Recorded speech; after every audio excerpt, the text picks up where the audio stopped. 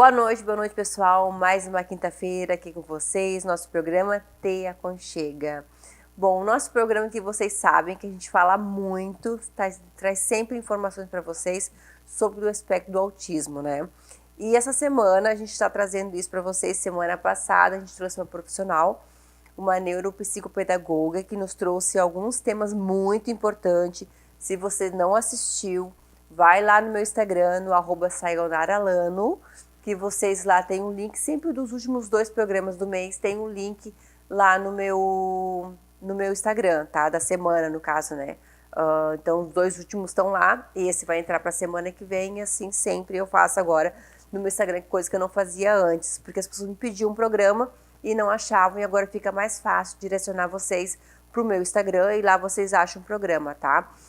Semana passada ela trouxe para nós uns temas que eu achei muito importante que ela falou aqui, e eu convidei ela para vir de novo hoje, porque ainda ficou muitas perguntas para fazer, e eu queria trazer as respostas para vocês. Eu já trouxe outros profissionais aqui da área dela, que é tão bom, gente, trazer vários profissionais, porque cada uma traz o seu ponto, a sua visão dentro da área dela, né? Eu conversei um pouquinho também sobre a minha área para ela, expliquei alguns manejos que eu uso, né? Que eu também gosto sempre de dar uma pinceladinha para vocês sobre como essa área é importante e como na minha área se liga um pouquinho com essa área.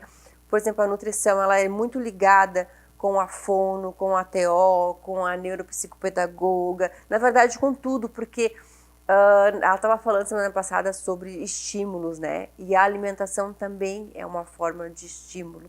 A gente acaba estimulando. Tem gente que acredita que o comer é instinto de comer. Não, o instinto de comer é só lá nos primeiros momentos de vida. Depois é um estímulo que a gente precisa trabalhar também na fase infantil, adulta, né? Então é sempre. E nós falamos semana passada, sobre a importância do diagnóstico precoce, a visão desse diagnóstico precoce. E hoje, então, eu quero agradecer novamente, Fran. Obrigada, deixa eu chamar ela de Fran, gente, que ela veio no programa passado. E agora já está nesse programa de novo, a gente está mais íntimas. Fran, obrigada por mais uma quinta-feira aqui comigo. E trazer mais um pouquinho, falar mais um pouquinho sobre o espectro do autismo, que é uma área que a gente trabalha. Gente, quem trabalha na área do autismo se apaixona, né?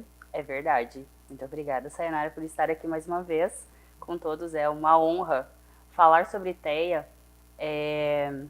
Eu acho que é a nossa missão de vida, né?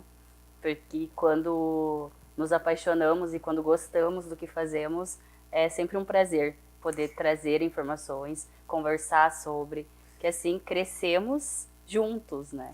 E tem uns dias que ela dá uma tristezinha, uma frustração, porque tu fica pensando, ai, essa criança, eu preciso fazer tal coisa, o que eu preciso fazer? Aí tu fica com dúvida, mas o que eu tô errando, aonde eu tô errando, sabe?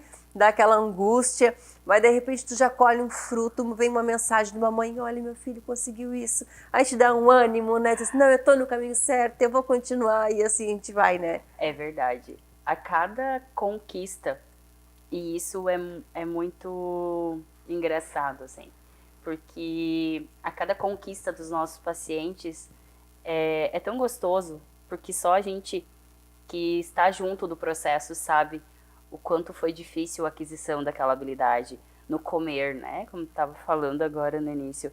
Não é um instinto, é uma habilidade adquirida. Quando a gente consegue fazer com que eles comam determinados alimentos ou que eles consigam fazer determinadas coisas que eles não faziam.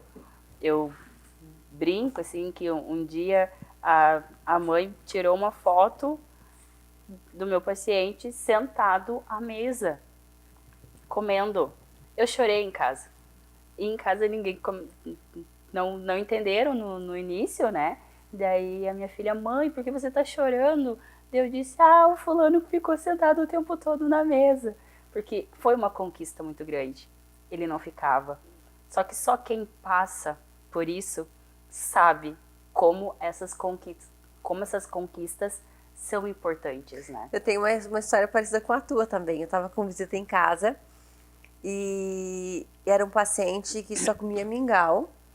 Aí eu tava com visita em casa no final de semana e do nada a mãe dele me manda uma foto, nós estava na mesa, me manda uma foto dele comendo rodelinhas tinha cenoura, uma rodelinha de cenoura, um pedacinho de batata, tinha mais uns 3 alimentos, mas em pedaços, sabe? Porque é uma coisa que eu também cuido muito, é textura, troca de textura, cores, né? A gente tem que ter esse cuidado na introdução da terapia alimentar. E quando ela me mandou aquela foto, eu comecei a chorar na mesa, sabe? E a minha irmã estava me visitando, meu marido estava em casa, a minha irmã, o que aconteceu? Mas achando que eu ia falar uma notícia ruim, sabe? Morreu alguém, alguma coisa muito grave aconteceu, mas a Nada tá chorando. Eu comecei a chorar. Aí ela disse, o que aconteceu? Eu disse assim, mostrei o prato de comida, olha.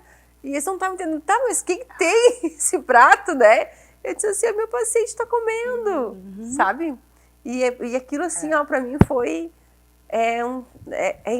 bom, não tem palavras, né? Porque Não. é como se fosse o filho da gente. A gente abraça tanto, ama tanto, que faz, que ajuda tanto essas crianças e fica naquela angústia. Aquela angústia que os pais sentem da criança não comer, a gente também sente. Só que a gente tem que manter a calma, Manter a postura, né? Mas a gente também sente. A gente tem que seguir o protocolo, né? Seguir as orientações que a gente aprende para não atropelar o processo da criança, né? Mas é bem isso que tu falou, né? A gente chega a doer os carrinhos, a gente fica assim, ó, o dia inteiro pensando e sorrindo sozinha. E isso é fundamental. Eu penso, né? Mas isso sou eu, Fran. Eu penso que é exatamente isso. A gente precisa amar o que a gente faz e a gente precisa gostar verdadeiramente, porque é essas conquistas que fazem com que a gente entenda que é um processo que valeu a pena, está valendo a pena, e que juntos, né, a família, o profissional, o terapeuta, seja na área alimentar, seja na área do desenvolvimento executivo, cognitivo, comunicação, toda a base de desenvolvimento da criança é fundamental. Isso, esse amor, eu brinco assim, se não tiver amor, não pode ser feito. Uma coisa que eu gostaria que tu falasse, pessoal do programa que está assistindo hoje, Fran, que não assistiu semana passada, eu já pedi no início para voltar à live para assistir, mas eu gostaria que tu te apresentasse novamente para o pessoal que está assistindo hoje, quinta-feira, um pouquinho a história da Fran, quem é a Fran, onde é que a Fran trabalha, atua. Tá certo. Então, eu sou Franciane Simonetti, mais conhecida como Fran. Sou cristã, sou mãe da Bruna e do Lucas, sou casada com o Jonathan, moro na cidade de Sapiranga, atuo presencialmente na cidade de Campo Bom e online. No online eu tenho pacientes na África do Sul, no Rio de Janeiro. Isso nos possibilita, a internet hoje nos possibilita o atendimento online, ultrapassar barreiras. E o legal do online para atuar, para minha área até não achei até no momento. Existem ferramentas, né, para ajudar nessa parte, né? Eu achei bem interessante, uma mãe comentou comigo, porque ela queria que eu fizesse a minha parte terapêutica, da terapia alimentar online. Eu disse assim, olha, as minhas terapias são presenciais, eu não sei como fazer um online. Eu vou ter que procurar alguma coisa diferente da psicóloga, da psicopedagoga, elas têm ferramentas para isso. E na nutrição não tem ainda que eu saiba, se alguém souber de alguma coisa, de algum recurso, algum aplicativo, alguma plataforma, me passem, porque até agora eu não achei, né? Porque eu também tenho atendimentos online, mas eu faço a parte de avaliação nutricional, né? Que é avaliar a parte da criança orgânica, deficiências, introdução alimentar, orientações. Daí eu mando muito materiais para os pais lerem. Em caso de terapia alimentar, eu dou orientações, né, como é que podem ser feito, algumas dicas do que não fazer com a criança. No online eu consigo isso, mas a terapia mesmo em si, eu não consigo fazer ainda, né? Mas a gente se vira, né, com o que a gente tem, né, para poder ajudar as famílias que procuram a gente, que já é tão gratificante saber que querem nosso serviço, né? Eu sempre agradeço a família que me procura pela confiança no meu trabalho. Então, por isso que a gente se cobra tanto, né, Fran? Porque estão largando, eu sou mãe também, tenho 2 filhas, né, já são adultas, mas eu me coloco muito no lugar dos pais, porque eu sempre fui uma mãe muito protetora das minhas filhas. E ainda sou até hoje. Elas moram sozinhas, Mas eu tô sempre levando uma, buscando outra e não sei o quê. Esses dias a minha mais velha foi pro Rio de Janeiro, semana passada, e ela foi sozinha, né? Ela viaja, ela vai para São Paulo, tudo sozinha, com o trabalho dela, né? E ela foi pro Rio de Janeiro sozinha, só que era um lugar que eu não conhecia, nem nada, né? Aí a gente no telefone, eu dizia pra ela, me manda a localização, pra onde tu tá indo, né? E como era um lugar, a gente viu muitas notícias na televisão, né? Não conheço o Rio de Janeiro ainda. E eu olhava o caminho do Uber para onde ele estava indo, eu dizia assim, filha, ele tá indo para tal lugar, tá certo o caminho, sabe? A gente fica naquela preocupação, né? Então imagina Cuidado. isso, um cuidado, um zelo para os nossos filhos.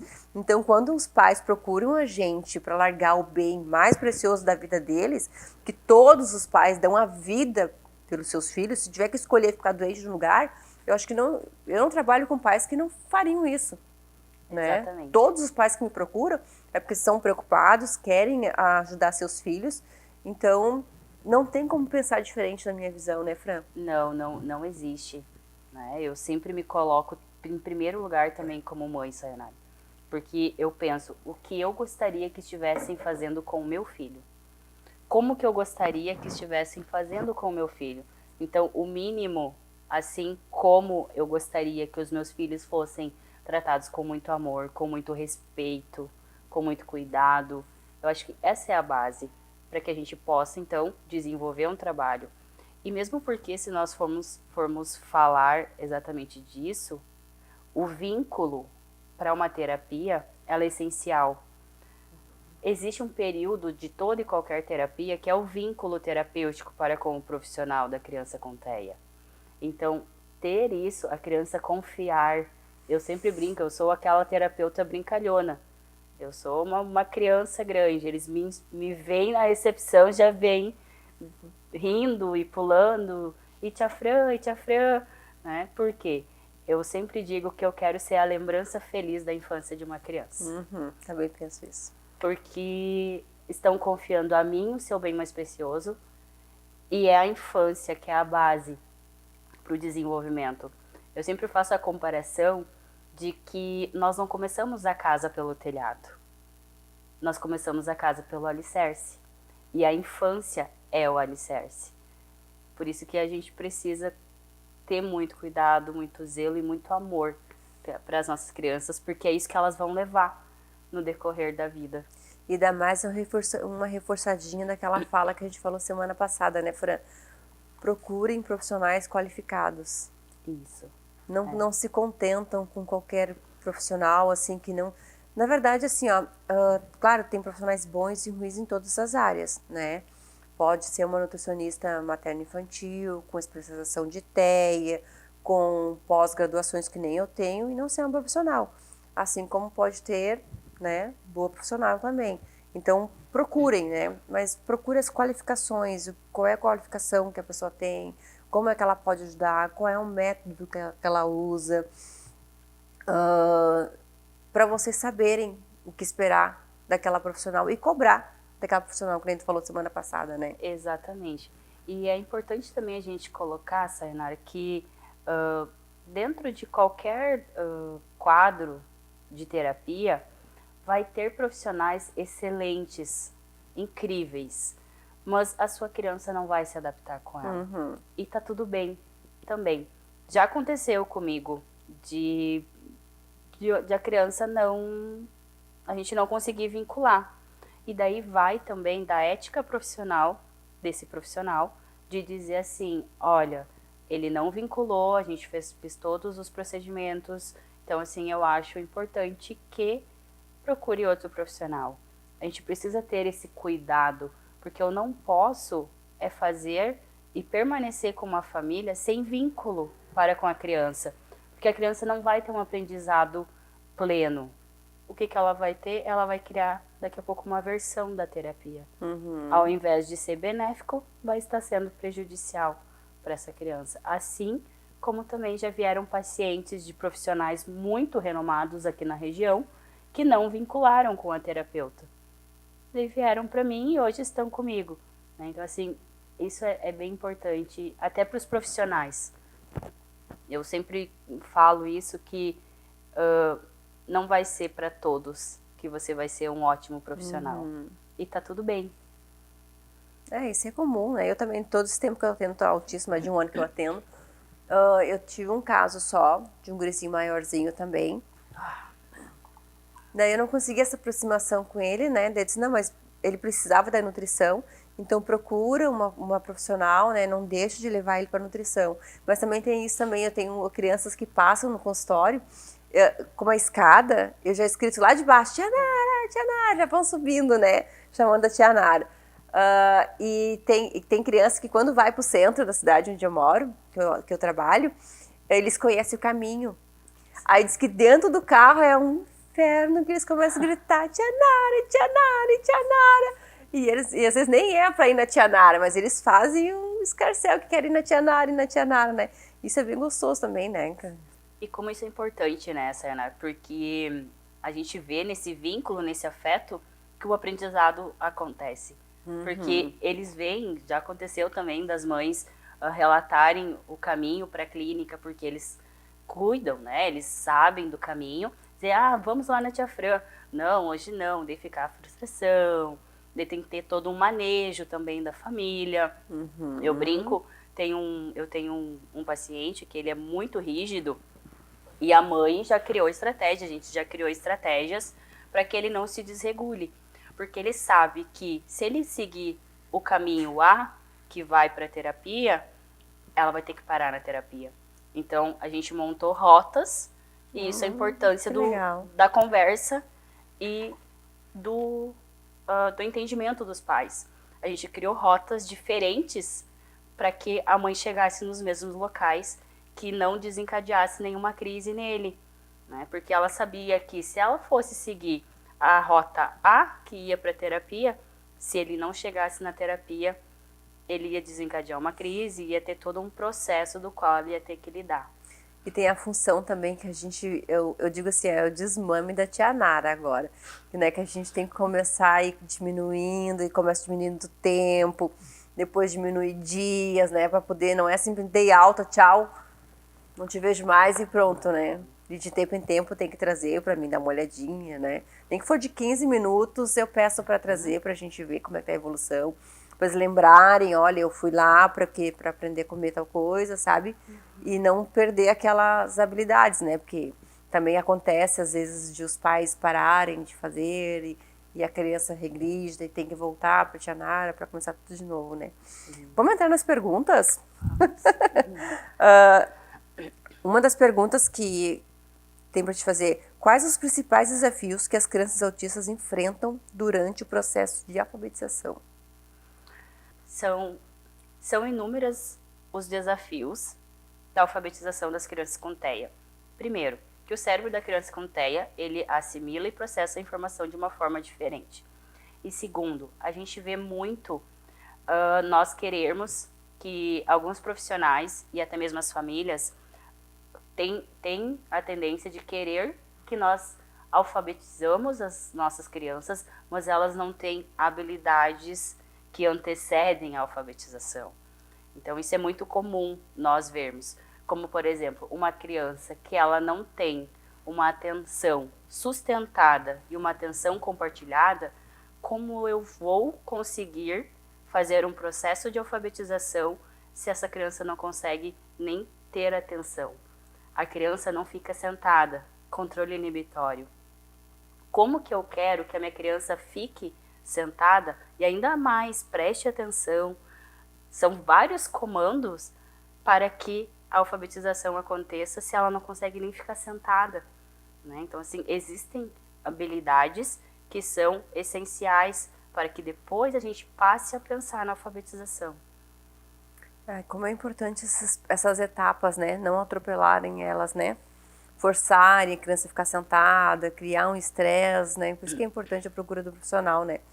Bom, quais estratégias e metodologias que a psicopedagogia, né, psicopedagoga, são mais eficazes para apoiar o desenvolvimento das crianças com TEA? Tem inúmeras as abordagens. A gente precisa primeiro fazer uma avaliação de acordo com a criança. A minha criança está em qual faixa etária? Ela está em qual fase do desenvolvimento? para que eu possa desenvolver metodologias mais eficazes, eu preciso primeiro entender em que fase que a minha criança está. Isso independente da idade, isso, né? Independente da idade. Porque nem sempre a fase acompanha a idade. Isso, exatamente. Por isso o olhar minucioso do profissional, porque se criou muito, como a gente falou no programa passado, da visão de que o psicopedagogo é um professor de reforço.